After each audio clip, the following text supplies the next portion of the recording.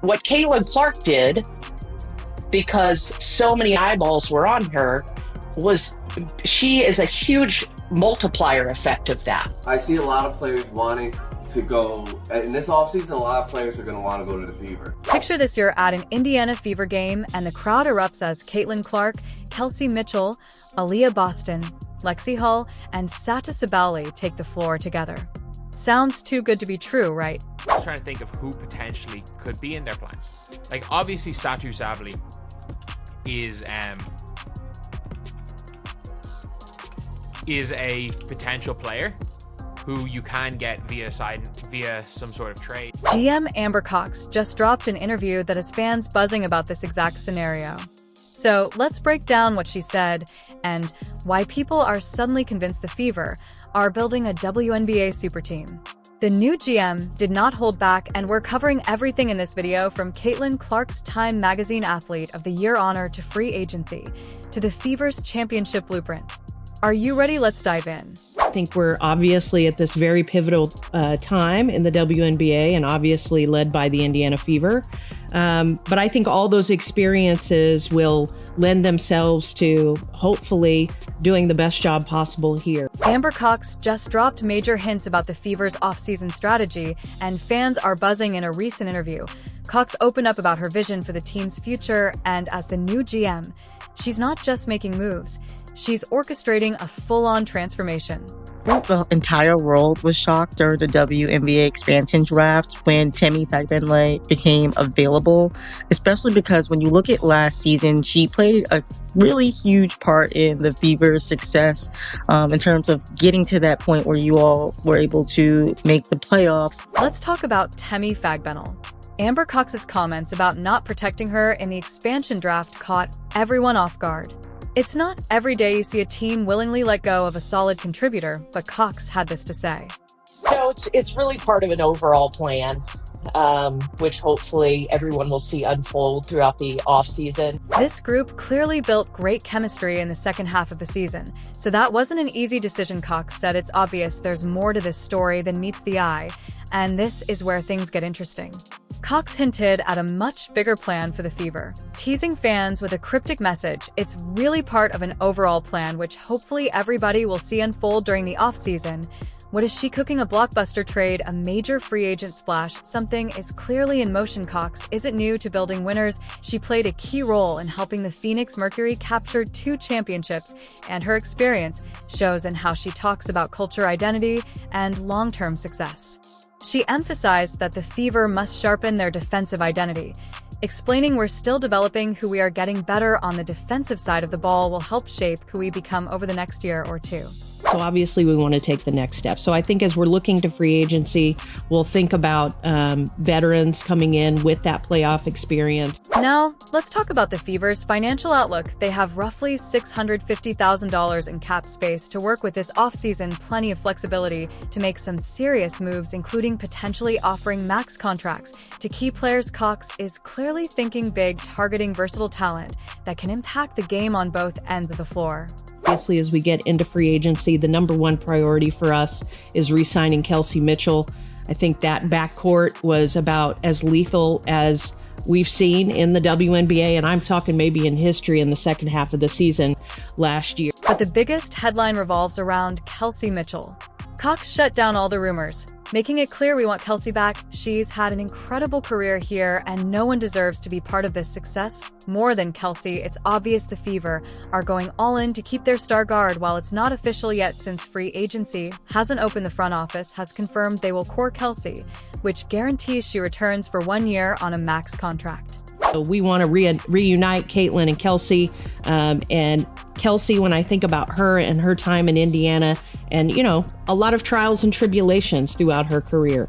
So for me and for us, I'm most excited for her to be in this moment and experience so much success. So what's next for the Fever, with Cox now leading the charge this offseason, is shaping up to be one of the most exciting in franchise history. But as the team looks ahead, another storyline is dominating the conversation. Caitlin Clark, the Fever's superstar point guard, just landed on the cover of Time Magazine as Athlete of the Year. And not everyone is happy about it. Let's dive into the controversy that has the basketball world buzzing. Caitlin Clark was recently named Times Athlete of the Year. You think being named Athlete of the Year would be nothing but celebration and praise for Caitlin Clark, but instead, it's turned into an unexpected battle. With the basketball world split down the middle, one voice in particular is cutting through the noise with a perspective that could change how you see the entire situation. Clark's Time magazine cover should have been a landmark moment for women's basketball, yet it has sparked a fierce debate and exposed deep divisions in the sport.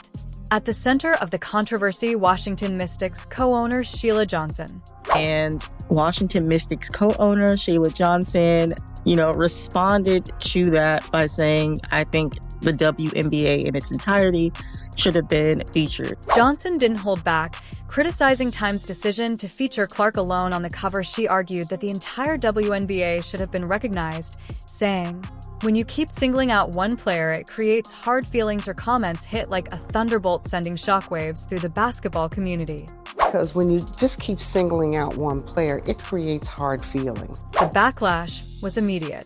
Fans, players, and analysts rushed to defend Clark, praising her accomplishments and the spotlight she has brought to women's basketball. Others sided with Johnson, arguing that putting too much focus on one star could overshadow the league's collective success. How do you respond to those comments, and do you think the award should have been given to the entire WNBA rather than Caitlin Clark individually?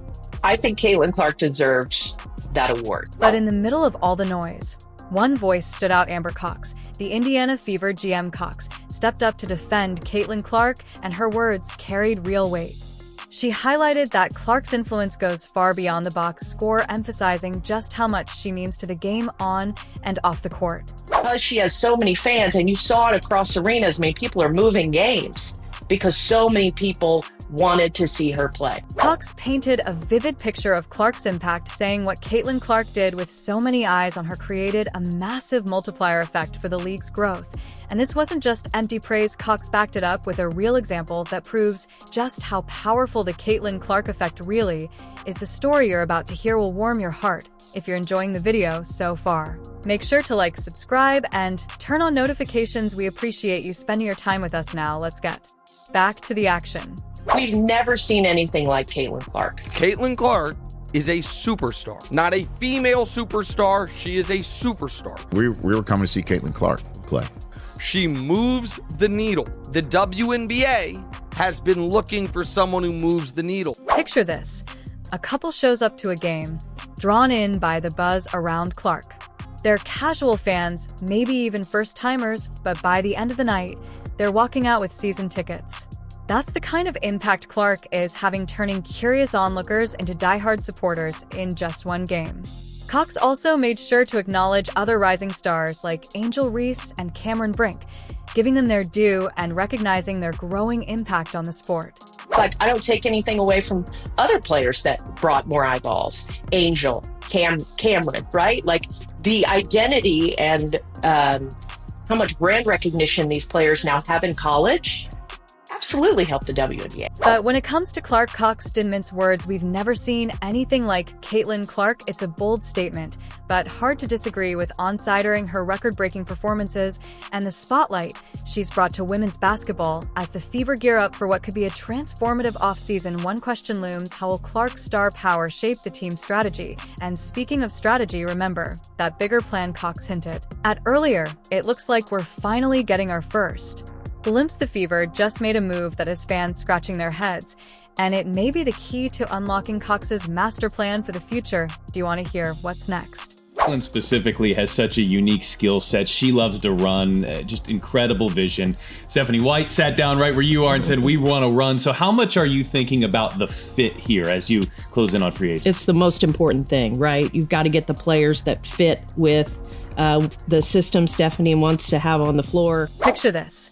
You're building a championship team. Do you stick with the reliable veteran or gamble on future potential? The Indiana Fever just made that call, and everyone is talking. What does Amber Cox know that we don't? Temi's departure has left Fever fans stunned and searching for answers. Also, her ability to run the floor with Caitlin Clark and how their games complemented each other.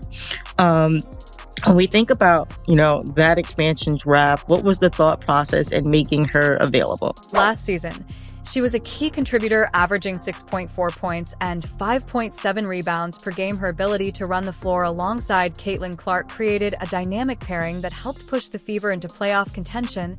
And let's not forget, Temi has been in Clark's corner since day one, but now Fagbennel is headed to the Golden State Valkyries, and Fever fans are left wondering what just happened. Expansion draft is difficult. It's hard to lose a player. 6 is not very many when you think about protecting anybody on your roster. The decision to leave Fagbennel unprotected in the expansion draft set off a wave of debate. Some fans argued that her experience and locker room presence were too valuable to lose. Others believed this was part of a bigger strategy, possibly freeing up cap space for a major free agent move. Social media exploded with theories from trade rumors to concerns about team chemistry. One thing is clear: the Fever front office wrestled with this decision, weighing Fagbennel's impact against their long-term vision for the franchise. Not easy. You never like to see a player leave. Temi was obviously an incredible piece to the success last year. But again, it's the price we pay for growth. We're really excited for Golden State to come online. And certainly it was a decision we made, but a decision that wasn't in a vacuum, part of an overall strategy that hopefully everyone will see unfold throughout the offseason. Fagbennel's departure leaves a noticeable gap in the Fever's lineup.